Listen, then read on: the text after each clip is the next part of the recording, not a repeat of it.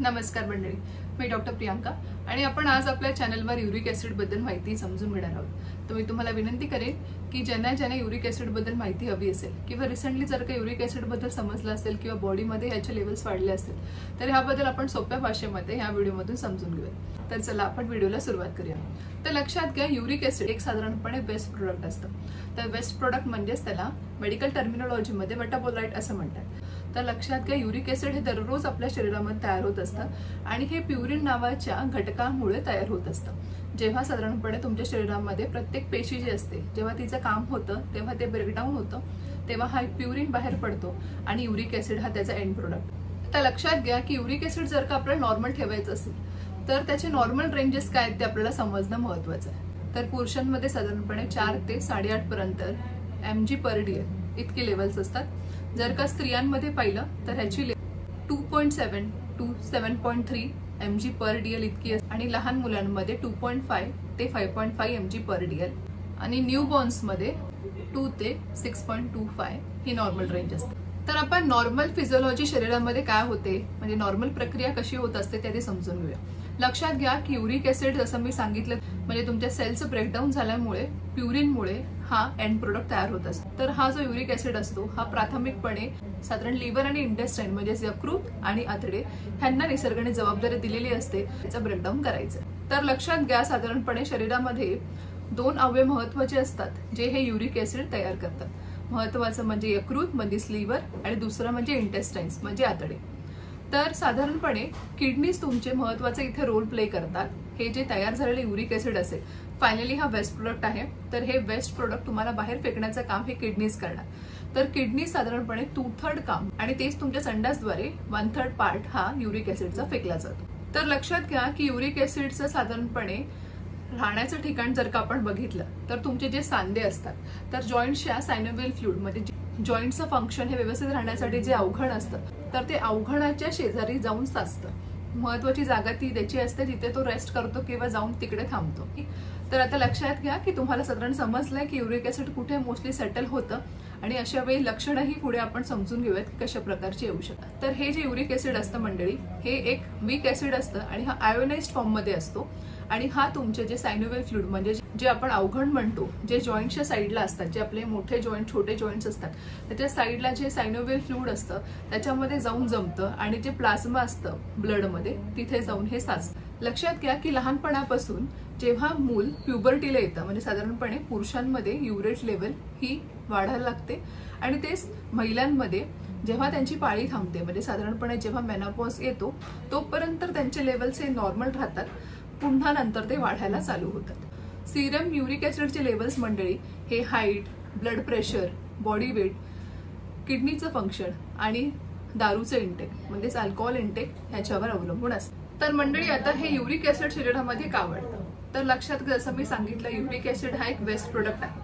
तर हे waste product जर का शरीर व्यवस्थितपणे जर का इफेक्टिव्हपणे बाहेर फेकण्यास सक्षम नसेल तर अशा वेळी युरिक ऍसिड हे साचायला लागतं आणि तुमच्या ब्लड लेवल्समध्ये तुम्हाला युरिक ऍसिड हे दिसून येतं। तर महत्वाचं इथे लक्षात घ्यायचंय की किडनीजचे जबाबदाऱ्या जे आहेत तर ते व्यवस्थित पार होत नाहीये म्हणजेच किडनीला कुठेतरी त्रास होतोय तर ते इन्व्हेस्टिगेट करणं इम्पॉर्टंट असतं। तर लक्षात घ्या मंडळी, मेडिकल कंडिशन्समुळे तर युरिक ऍसिड हे वाढतंच, पण अशा काही महत्त्वाच्या गोष्टी आहेत ज्याच्यामुळे युरिक ऍसिड हे वाढू शकतं आणि ज्याच्यामध्ये तुम्हाला दक्षता घेणं महत्त्वाचं आहे। जर का तुम्ही हे पॅटर्न जर का तुमचं हे लाईफस्टाईल किंवा हे फूड स्टाईल असेल तर सर्वात पहिलं म्हणजे स्मोकिंग म्हणजे धूम्रपान, दुसरं म्हणजे अल्कोहोल दारूचं सेवन करणं आणि तिसरं म्हणजे बैठी जीवन असणं म्हणजेच त्याला आपण सेडेंटरी लाईफस्टाईल असं म्हणतो। तर ह्या 3 गोष्टी खूप महत्त्वाचा रोल प्ले करतात तुमच्या किडनीजवरती।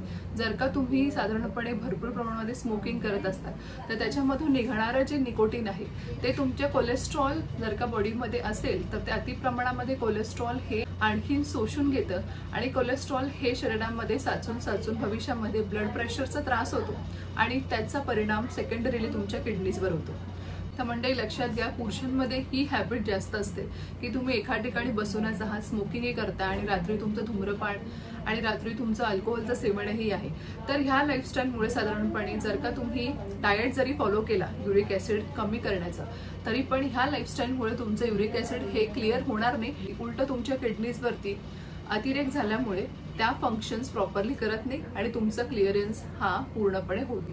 आता ह्या गोष्टी तुम्हाला नील करण्यासाठी काय ऍड तुमच्या लाईफस्टाईलमध्ये करणं इम्पॉर्टंट आहे ते आपण समजून घेऊया. तर मंडळी लक्षात घ्या, साधारणपणे जेव्हा आपण ड्रिंक घेतो तर ड्रिंकमध्ये साधारणपणे तुमच्या शरीरामध्ये डिहायड्रेशन होतं. डिहायड्रेशन झाल्यामुळे किडनीज हे प्रॉपरली क्लिअरन्स करू शकत नाही.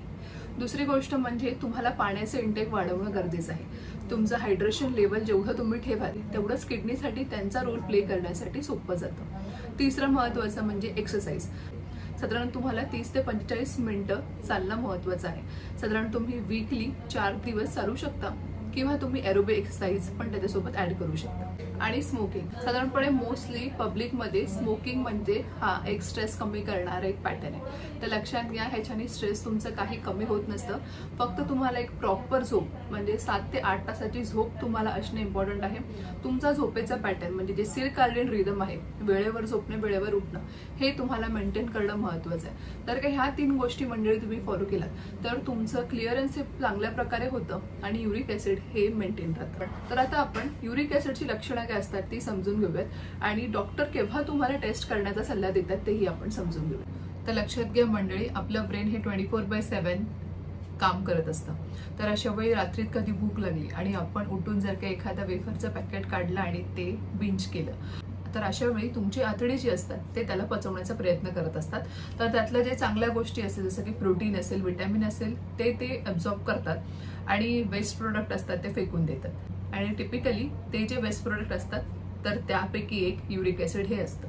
तर मंडळी आता युरिक ऍसिड साधारणपणे ही टेस्ट डॉक्टर कधी ऍडवाइस करतात तर लक्षात घ्या, युरिक टेस्ट ही नॉर्मली रुटीन ब्लड टेस्ट मध्ये आपण करत नाही. जर का पेशंटला काही गाऊटची सिम्पटम्स असतील म्हणजे जसं की कुठे त्यांना सूज आली असेल, त्याला आपण मेडिकल टर्मिनॉलॉजीमध्ये गाऊट असं म्हणतो, ज्याच्यामध्ये रक्तामध्ये युरिक ऍसिडची लेवल वाढते तर तुमच्या सांध्यांमध्ये सूज ही निर्माण होत असते.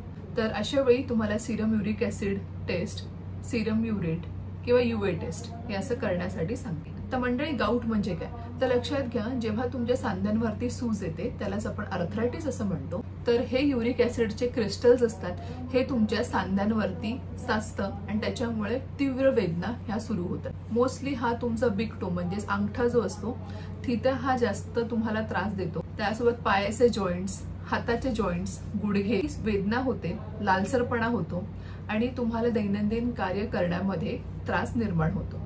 दुसरं महत्त्वाचं म्हणजे किडनी स्टोन्स.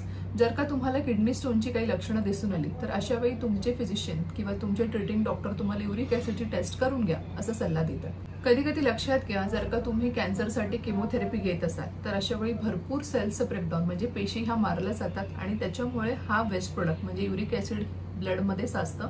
तर अशा वेळी तुम्ही तुमच्या डॉक्टरांना प्रॉपर मेडिकल हिस्ट्री देणं इम्पॉर्टंट आहे.